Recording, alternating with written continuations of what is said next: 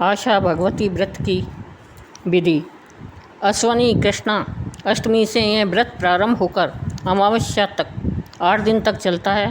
व्रत के आरंभ के दिन गोबर मिट्टी से रसोई के चारों कोने व 4 अन्य जगह लीपें। उन 8 कोनों पर 8 रुपये डिब्बी, 8 बार रोली के छींटे, 8 बार मेहंदी के छींटे, 8 बार काजल बिंदी और एक फल चढ़ावें। 8 कोनों पर दीपक जलावें। इस प्रकार नित्य 8 दिन तक पूजा करें और आशा भगवती की कहानी सुनें। 8वें दिन एक सुहाग पिटारी 8 कोनों पर चढ़ावें एवं 8 सुहागिनों को देवें और बायना निकाल कर सासू जी के पैर छूकर सासू जी को देवें। यह व्रत 8 वर्ष तक किया जाता है और 9वें वर्ष में इसका उद्यापन किया जाता है। अब आशा भगवती की कहानी। एक हिमाचल राजा के 2 बेटी थी। एक का नाम पार्वती और दूसरे का नाम गौरा था। राजा हिमाचल ने पूछा कि बेटियां बर भरोगी या तप करोगी। गौरा ने कहा कि मैं तो बर भरूंगी। पार्वती ने कहा कि मैं तप करूंगी और तप करने के लिए वन में चली गई। पहले तो पार्वती जी ने एक सरैया दूध पीती थी और फूलों से तुलती थी। एक दिन भोलेनाथ जी ने सोची कि पार्वती तो मेरे लिए आई है, तब कैसे कर रही है। शिव जी 12 वर्ष के होके पार्वती के आगे से निकले तो पार्वती जी की तपस्या भंग हो गई। पार्वती जी ने भगोने दूध पीने लग गई और पत्थरों से तुलने लग गई। हिमाचल राजा ने सोचा इसने तो मेरी बदनामी कर दी। उसने नाई ब्राह्मण से कहा कि इसके लिए तो ऐसा वर ढूंढ के लाओ जो काना कोड़ा लंगड़ा लूला हो। वे कैलाश पर्वत पर पहुंच गए। वहां महादेव जी भगवान तपस्या कर रहे थे। उन्होंने सोचा कि इससे भी बूढ़ा कौन होगा और उसी के साथ पार्वती जी की सगाई कराई। दोनों बहनों की बारात आई। गौरा की बारात में खूब राजा आए और पार्वती जी की बारात में डाक डाकनी, भूत भूतनी, देवी देवता, सांप बिच्छू सभी आए। बारात एक धर्मशाला में रोक दी। वहाँ पर एक मैत्राणी झाड़ने आई तो उसने कहा कि यहाँ से हटो, आज हमारे राजा की बाई की बारात आई है। उन्होंने कहा कि हम भी बाराती हैं। बारात की चढ़ाई होने लगी। महादेव जी महाराज 60 वर्ष के होके घोड़ी पर चढ़े। पीछे से देवी देवता, सांप बिच्छू, डाक डाकनी आए। छत पर चढ़कर जो देखे वही कहे कि राजा की बाई तो इतनी सुंदर है और बारात कैसी आई है। ये दूल्हा कैसा है, जो कोई उंगली करे उसी की उंगली रह जाए, आँख करे तो उसकी आँख रह जाए। पार्वती जी की बारात आ गई। मैया थाल सजाकर आगौनी के लिए आई दूल्हे को लेकर और उसको देखकर गिर गई। फिर पार्वती जी ने हाथ जोड़कर भोले से प्रार्थना करने लगी कि आप चाहे सबको 60 वर्ष के दिखो पर मेरी माँ को 12 वर्ष के दिखो। जब भोलेनाथ ने अपनी कला समेटी और 12 वर्ष के हो गए। शुक्र, शनिचर और गणेश जी महाराज को खाने के लिए भेज दिया। अब वो तीनों ही दोनों बारात का सामान खा गए। जब हिमाचल राजा ने कहा कि ऐसी बेटी तो होते ही मर जाती। जब पार्वती जी ने भोलेनाथ से प्रार्थना करी कि भगवान भंडारों को दोबारा भरो, नहीं तो मेरे पिताजी की लाज चली जाएगी। फिर भगवान ने दोबारा भंडारा भर दिए। फिर फेरे पड़े और बारात विदा हुई। राजा हिमाचल ने गौरा को तो खूब दहेज दिया और पार्वती जी को थोड़ा दहेज कम दिया और साथ में मैया ने कलेवे के लिए खाजे रखे। भोलेनाथ ने सारा सामान उठाकर बूढ़े नादिया के सींग में भर लिया और दोनों चल दिए। दोनों नादिया के ऊपर बैठ गए। दुनिया ने कहा इनको शर्म नहीं आती जो बूढ़े बैल पर बैठकर जा रहे हैं। तो भोलेनाथ ने कहा कि पार्वती जी तुम बैठी रहो, मैं उतर जाता हूँ। फिर दुनिया ने कहा कि देखो औरत तो बैठ के जा रही है और आदमी पैदल जा रहा है। जब पार्वती जी ने कहा कि भोलेनाथ आप बैठ जाओ, मैं पैदल चलूँ। फिर दुनिया ने कहा कि आदमी तो बैठकर जा रहा है और औरत पैदल जा रही है। फिर दोनों ही पैदल चलने लगे। पार्वती जी ने कहा कि भोलेनाथ धूप लग रही है। तो भोलेनाथ ने कहा कि पार्वती जी हरी हरी घास है पर चलो। पार्वती ने हरी हरी घास पर पैर रखा तो जैसे ही वह हरी घास सूख गई। फिर पार्वती जी ने कहा कि महाराज प्यास लग रही है कि पास में ही सरोवर है, पानी पियाओ। सरोवर में चकवा चकवी रह रहे थे। जैसे ही पार्वती जी ने तालाब में हाथ डाला तो चकवा चकवी पाखान हो गए और पानी में कीड़े मकोड़े हो गए। जब चकवा चकवी ने कहा कि ये कौन पापनी दुष्टनी आई है जो हमें पाखान करके कर दिया, फिर एक बगीचे में गई तो वह भी सूख गया और माली मालिन भी पाखान के हो गए। सब बोले कि जाने कैसी पापनी दुष्टनी आई है जो हमें पाखान के कर दिए। फिर पार्वती जी बोली कि भोलेनाथ भूख लग रही है। तो महादेव जी महाराज बोले कि खाजे खोलो जो तुम्हारी माँ ने रखे थे। तो पार्वती जी ने खाजे निकाले, उनमें कीड़े पड़े थे। तो महादेव जी ने गड्ढा खोदकर वहीं गाड़ दिए। अब आगे चल दिए। आगे गए तो एक घोड़ी मिली, उसके बच्चा होने वाला था, वह कष्ट सह रही थी। पार्वती जी बोली महादेव जी ये क्या हो रहा है। तो महादेव जी बोले कि घोड़ी के बच्चा होने वाला है इसलिए यह कष्ट सह रही है। पार्वती जी बच्चा होने में इतना कष्ट होता है तो हमारे गांठ लगा दो। आगे चली तो गाय कष्ट रही थी। पार्वती जी बोली कि महाराज मेरे तो गांठ लगा दो, मुझसे ये दर्द सहन नहीं होगा। आगे चली तो एक औरत कष्ट रही थी, वहाँ पर पार्वती जी नहीं मानी और शिव जी से गांठ लगवा ली। और अब पार्वती जी को लेकर शिव जी घर पहुँचे तो माँ ने मोमियन से भरा थाल, मोतियन से भरा थाल लेकर आगोनी के लिए आई। जैसे ही पार्वती जी आगोनी के लिए लेने लगी तो हीरे मोती कंकड़ पत्थर के हो गए। फिर स्वागत थाल के लिए माँ ने चावल सेवई बनाए तो पार्वती जी के हाथ लगते ही कीड़े मकोड़े हो गए।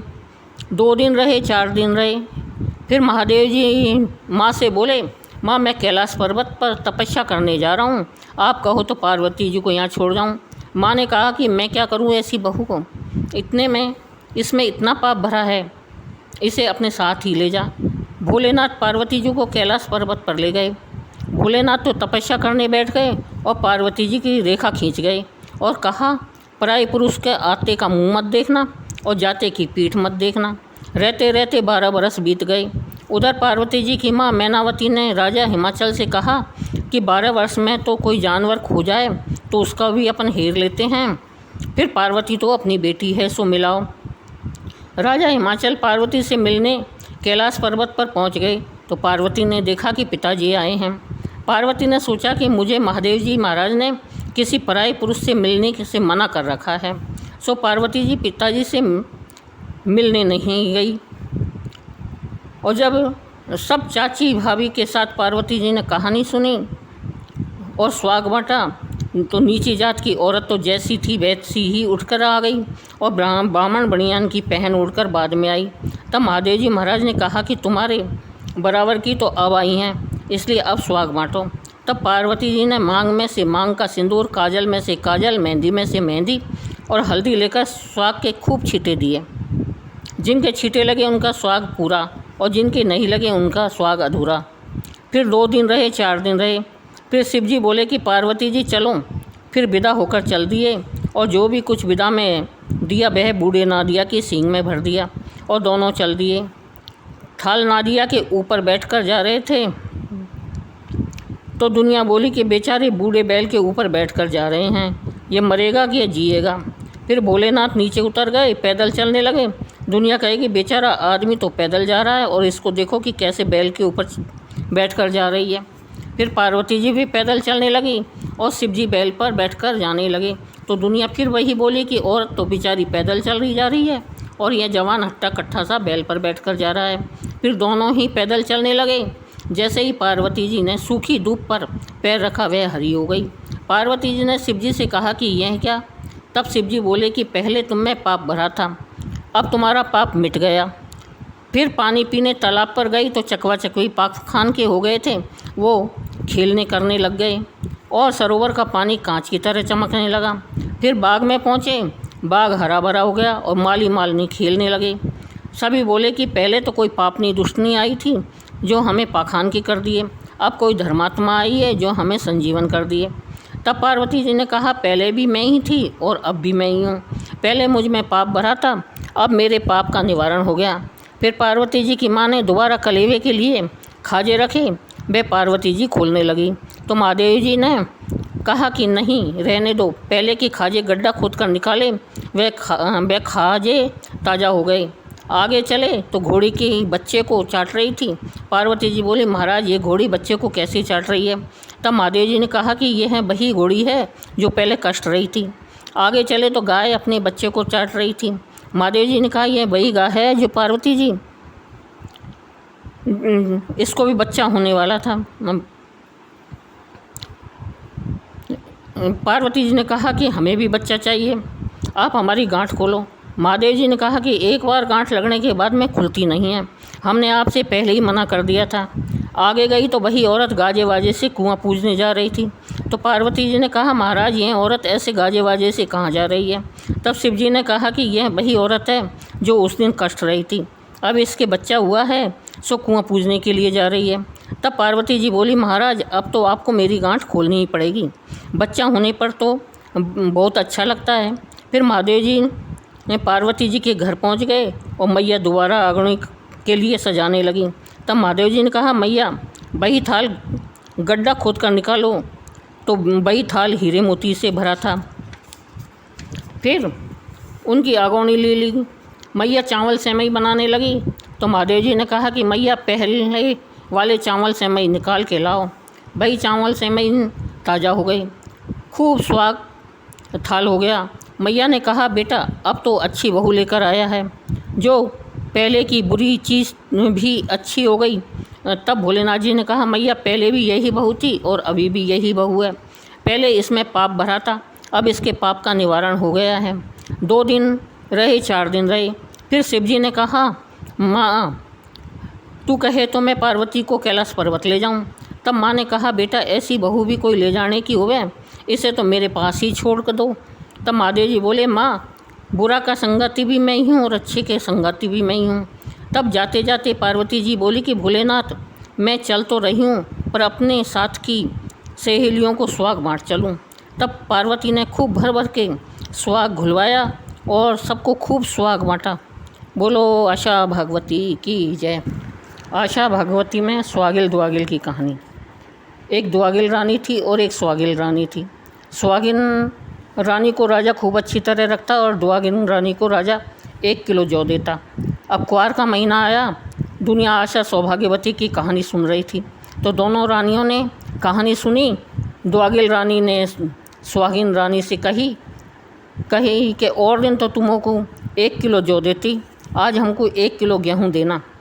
दुआगिल रानी ने सुहागिन रानी के गेहूँ को सुखा के पीस लाई और फिर खुद के गेहूँ धो के और सुखा के पीस लाई। फिर दोनों ने कहानी सुनी और फिर सुहाग घोला और 5 पपड़ी गणेश जी की बनाई, 8 आशा भगवती की बनाई और फिर खुद के घर काम करके दुआगिल रानी काम को समेट कर आई। फिर आके ने उद्यापन का सामान बनाया और फिर कहानी सुनी। कहानी सुन के व्रत खोलने बैठी तो एक बूढ़ा ब्राह्मण भिक्षा दे कहता आया। सुहागिन रानी ने तो उससे कहा कि बाबा तू बैठ जा, मैं व्रत खोल रही हूँ, व्रत खोलने के बाद ही मैं कुछ दूंगी, क्योंकि इस व्रत में हम पराये पुरुष से बोलते भी नहीं हैं और मुंह भी नहीं देखते हैं। वे पराये पुरुष से बोले भी जा रही थी और कहती भी जा रही थी कि हम पराये पुरुष से बोलते नहीं हैं। फिर बूढ़ा ब्राह्मण दुआगिल रानी के फूटे कोर में भिक्षा मांगने आ गया तो रानी उस समय व्रत खोल रही थी और बूढ़े ब्राह्मण को इशारे में समझा दिया। फिर बूढ़ा ब्राह्मण बैठ गया कि रानी ने अपना व्रत खोलकर अपना सारा उजेमन का सामान, दूध, बढ़िया, पापड़ी, नाज, पैसा सब उसको दे दिया। उधर राजा प्रदेश से वापस अपनी नगरी में आ रहा था। अचानक उसका जहाज़ पानी में डूबने लगा और आकाशवाणी हुई कि हे राजा, अगर तुमने या तुम्हारी दोनों रानियों ने कोई धर्म पुण्य करा हो तो तेरी जान बच जाएगी।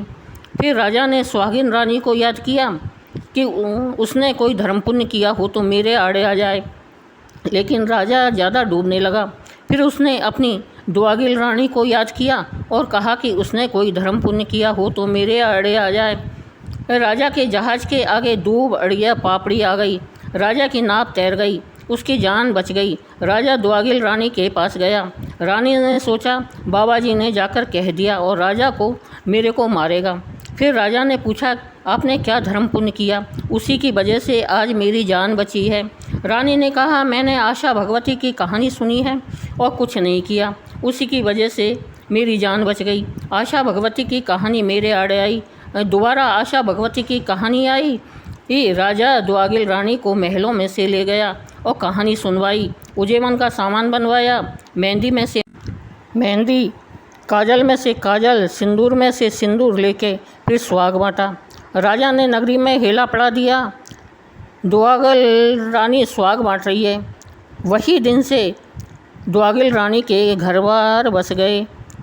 बोलो आशा भगवती की जय।